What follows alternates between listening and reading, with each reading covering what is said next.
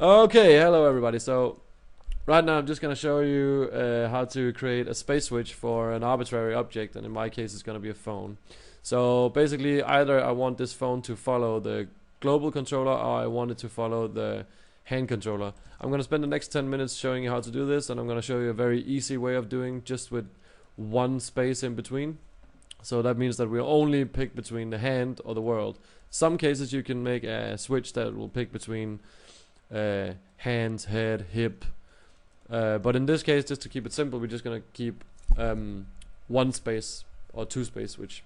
So the first thing I have done here is that I have my super good phone rig here, which is basically a controller where there's some geometry underneath. And I just modeled this super phone here, which consists of a button and a screen. So that's great. So you should always like reference in your rigs, right? So that's why I'm already now recommending you guys to not start throwing attributes on your actual rig, because if the rig changes, you're doomed. So I'm not even sure if I actually can that. Let's call this test and actually just see if we can throw it. We can actually throw attributes on reference rigs, but we're not going to do that because that's a mess. So in order to not create attributes, we have to create a couple of local spaces for our local and global spaces for our phone. So the first thing we're going to do is I want to create 3 locators. So let's just duplicate those around and call the first one phone. So that's obviously where we're going to parent our locator underneath. I'm going to duplicate that name over and I'm going to say phone local. And you can see I'm a big fan of using camel case, which means that I start with a small letter and then I have the capital on the next one. And I'm going to call this one, for instead of local, I'm going to call this world, so we can kind of know where that's going, right? So the next thing we're going to do is that we have to understand that what we're trying to snap these things to is the hand, right? So let's take the rig, the little phone rig, and the 3 locators and move them up to our hand. So if I select the hand now and I just go, let's try and go show, and then show, let's not show polygons so we can actually see what's going on here. So I select the hand here without having anything else selected, and I go into the hands display options, and I'm gonna say object display, and I'm gonna say component. Sorry, no, we need to be underneath the transform node here. So if I go to pivots, I'm gonna say display this pivot, and that means that I'm gonna get this little nice guy here, and that's actually quite handy because that means that I can snap to it. So if I hold down V as I'm hovering my mouse over it and middle mouse clicking, it's gonna snap to that. So now I have all my 3 things here. Oh, and I want my phone as well. So let's try and take first of all the phone and just parent it underneath the phone locator. So now you can see that the 2 things are actually in the same space, but only the actual locator is having the translation values here, because the phone is basically in the same space in world, so you should understand that that's 0, 0, 0 by now. So that's a simple hierarchy rule, right? So the next thing I'm going to do is, now that I have my phone underneath my phone locator, is I'm going to take the local world, local and the world locator, and they're all in the same position, right?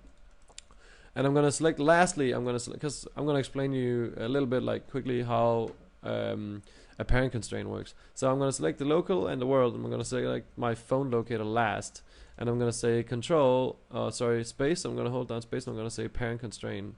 And in parent constraint, I'm going to say maintain offset. In this case, it doesn't really matter, because if my 2 locators were not these 2, the last selected would follow everything else. So if I selected 3, it would find a middle point between the 3.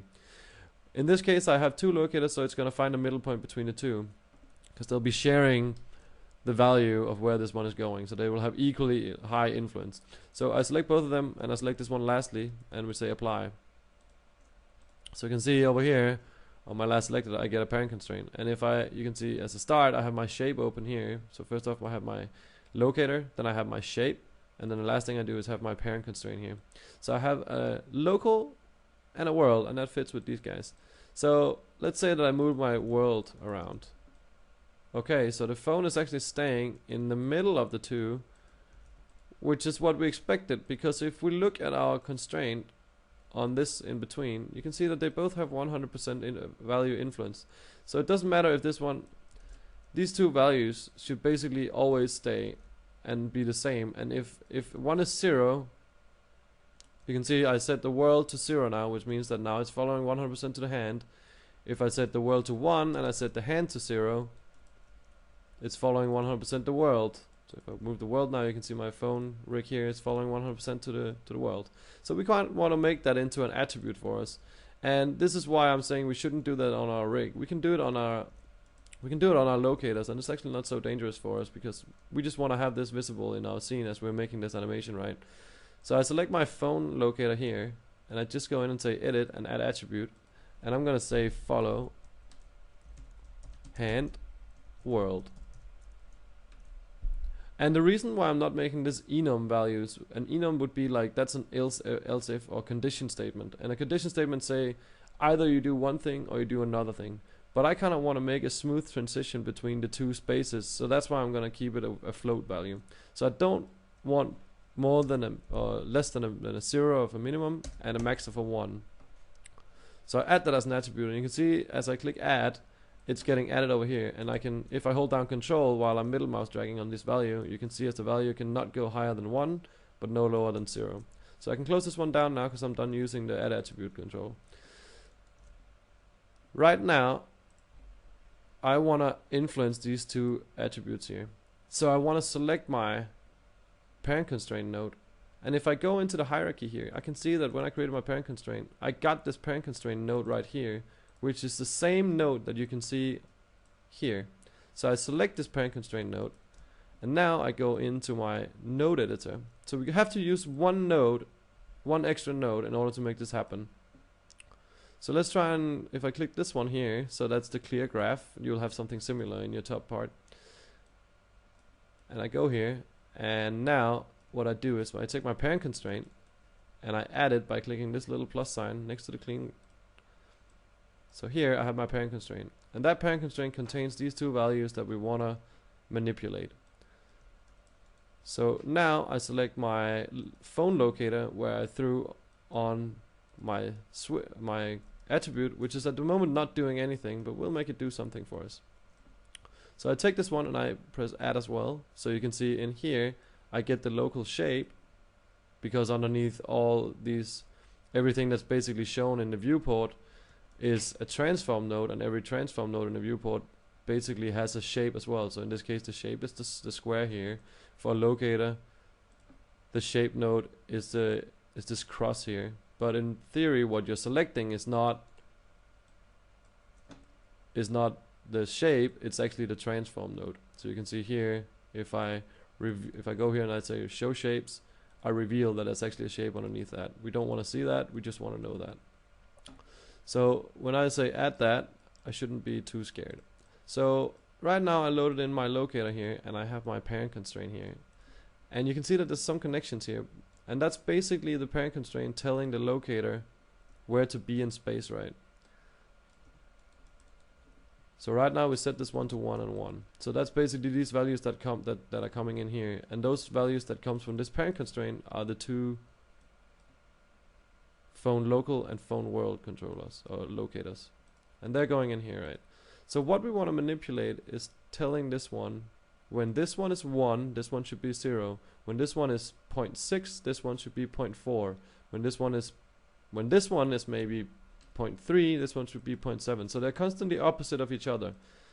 So how can we do that? We want to create something called a reverse node. So if I go into my node editor now, and I want to create the reverse node, I go in here and I hit tab, and that'll give me like this little type area.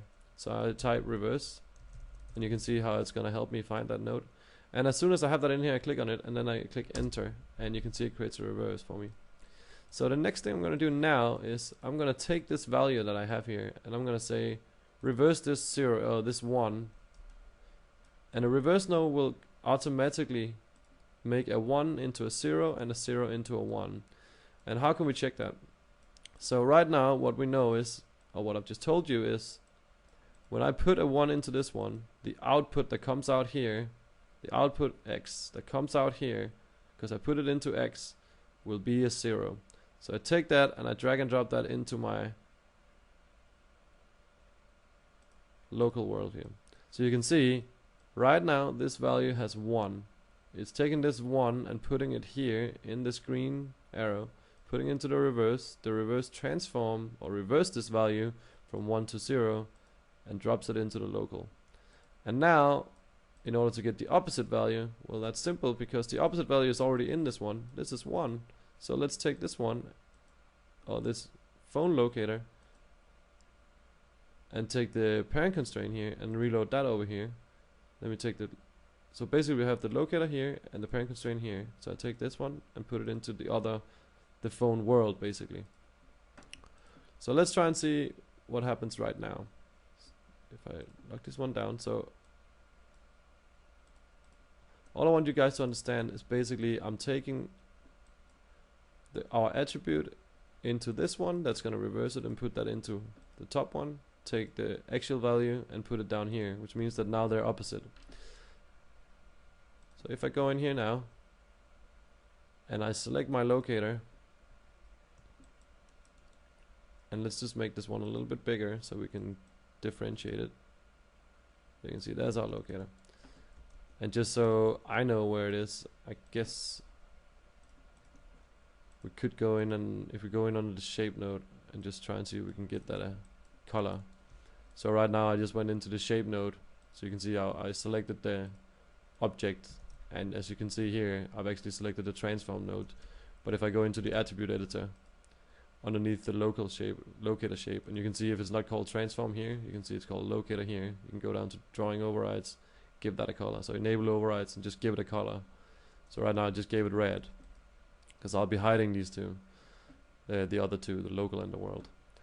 So if I take this one now and I say don't follow world anymore, follow local, and you can see as I'm dialing this value down, it's now following the local. So actually we already created the switch. There's only one thing more we need to do, right? First off, we want to snap this one back here. So I selected the world and just kept it in the same position as the hand. The next thing I want to do is take the local locator and parent it underneath my hand. Bam, like so. So now when I move my character's hand around, and let's try and show polygons. When I move my character's hand around, that phone is stuck to her hand, and we can move it. We can move the actual phone controller around, because the object that we've been set to follow her hand. Let's try and do something like this. The object we've set to follow her hand is the locator.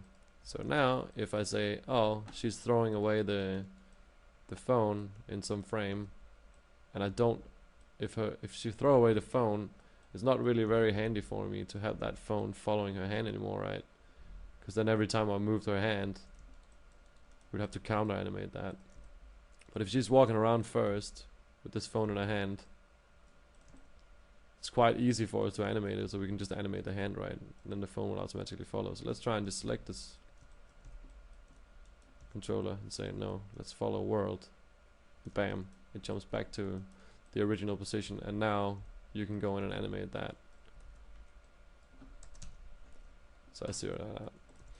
So yeah, that's basically how you make a space switch. And I hope this was very useful, and please drop me a comment or a like. I get these questions a lot about how to do this stuff, so I hope this can help a lot of people to get their animations right and optimize your guys' workflow. Yeah, remember to go to my website and sign up for the newsletter as well. It's very nice for me to keep you guys posted, and it also motivates me a lot. So yeah, stay well, guys.